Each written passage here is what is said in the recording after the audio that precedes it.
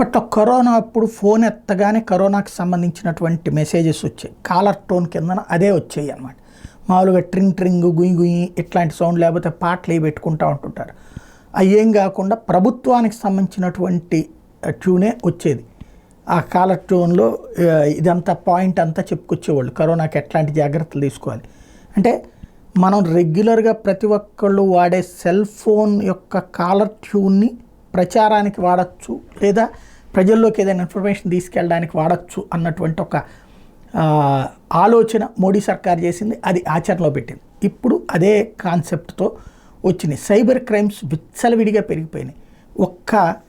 ఈ 6 నెలల్లో 293 కోట్ల రూపాయలు సైబర్ నేరగాళ్ళు దోచుకున్నారు. ఎస్పెషల్లీ ఎన్ఫోర్స్మెంట్ డైరెక్టరేట్లు అని చెప్పి, లేకపోతే అమెరికాలో ఉన్నటువంటి అధికారులు అని చెప్పేసి, కస్టమ్స్ అని చెప్పేసి ఇట్లాగా యూనిఫామ్లు వేసుకుని డిజిటల్ అరెస్ట్ల పేరుతో డ్రామాలు ఆడుతున్నారు. ఈ క్రమక్రమంగా పెరిగిపోతా కోట్ల రూపాయలు చదువుకున్న వాళ్ళే సమర్పించుకుంటున్నటువంటి వేళ కీలకమైనటువంటి అడుగుబడింది. ప్రభుత్వం ఒక బాధ్యతాయుతమైనటువంటి నిర్ణయం తీసుకుంది. కాలర్ ట్యూన్లు ఎందుకు వస్తున్నాయి అంటే, చదువుకున్నటువంటి వాళ్ళే మోసపోతూ ఉన్నారు.